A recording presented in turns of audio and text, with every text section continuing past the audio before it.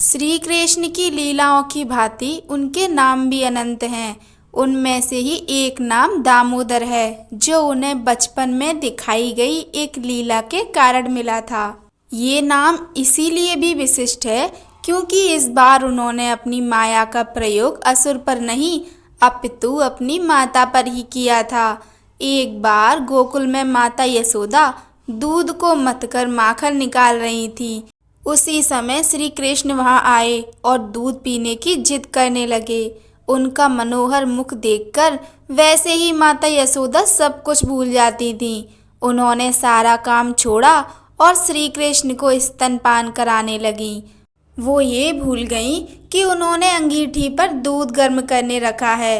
दूध पिलाते हुए अचानक उन्हें याद आया कि अंगीठी पर रखा दूध तो उबल गया होगा। ये सोचकर उन्होंने श्री कृष्ण को वहीं छोड़ा और दौड़कर रसोई में गईं।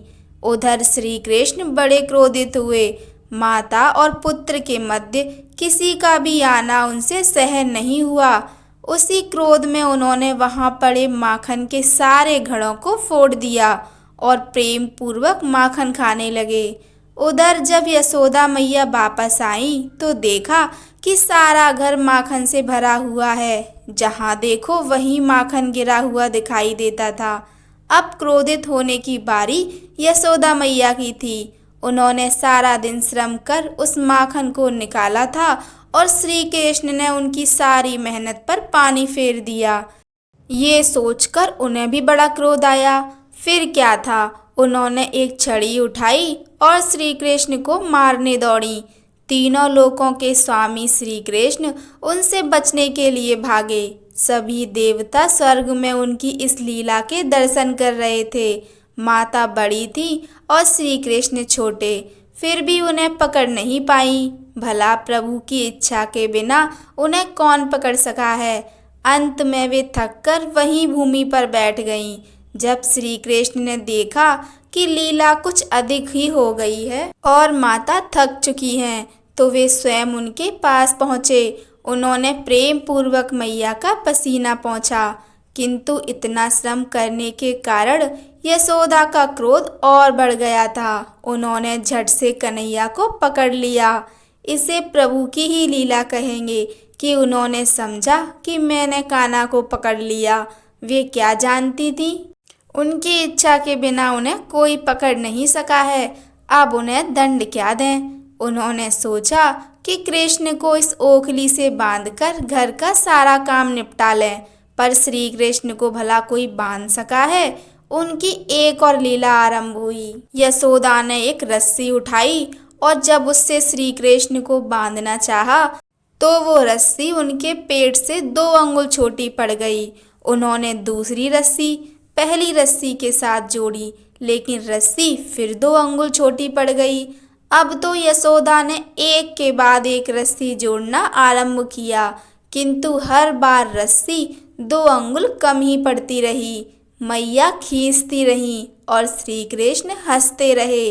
उनकी ये लीला इसी प्रकार बहुत देर तक चलती रही। श्री कृष्ण को ना बंधना था, ना वे बंधे। अंत में यशोदा पुनः थककर चूर हो गईं, किंतु श्री कृष्ण के लिए रस्सी 2 अंगुल छोटी ही रही। अब तो कान्हा ने देखा कि मैया थक गई हैं।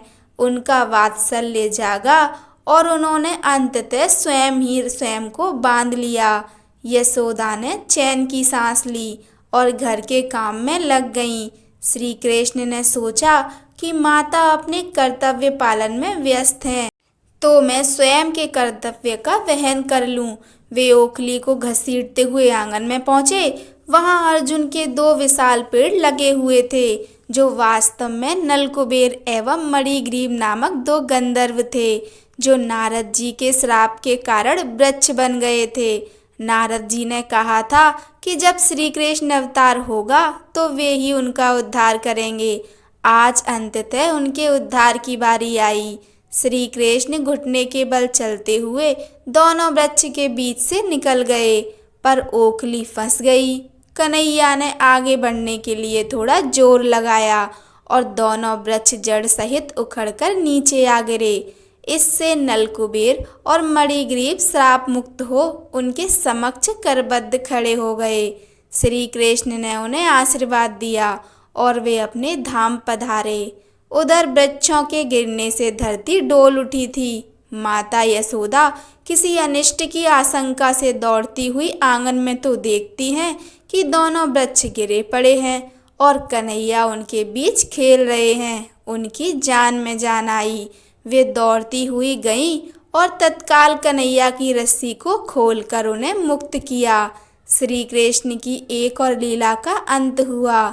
संस्कृत में रस्सी को दाम और पेट को उदर कहते हैं। इसी कारण रस्सी से पेट द्वारा बंधे होने के कारण श्री कृष्ण का एक नाम दामोदर पड़ गया। इसी विषय में एक और कथा हमें भविष्य पुराण में मिलती है। एक बार राधा जी उद्यान में बैठी श्री कृष्ण की प्रतीक्षा कर रही थीं। श्री कृष्ण को आने में बड़ा विलंब हो गया, जिससे राधा की व्यग्रता बहुत बढ़ गई। खैर, बहुत देर के बाद श्री कृष्ण आए। राधा क्रोध में बैठी ही थी। कहीं श्री कृष्ण शीघ्र न चले जाएं, ये सोचकर उन्होंने उन्हें लताओं की रस्सी से बांध दिया। उन्हें बांधने के बाद उन्होंने उनसे विलंब का कारण पूछा। तब श्री कृष्ण ने बताया कि आज कार्तिक पर्व के कारण यशोदा मैया ने उन्हें बिना पूजा के आने नहीं दिया, इसी कारण उन्हें विलंब हो गया। ये सुनकर राधा जी को बड़ा पश्चाताप हुआ।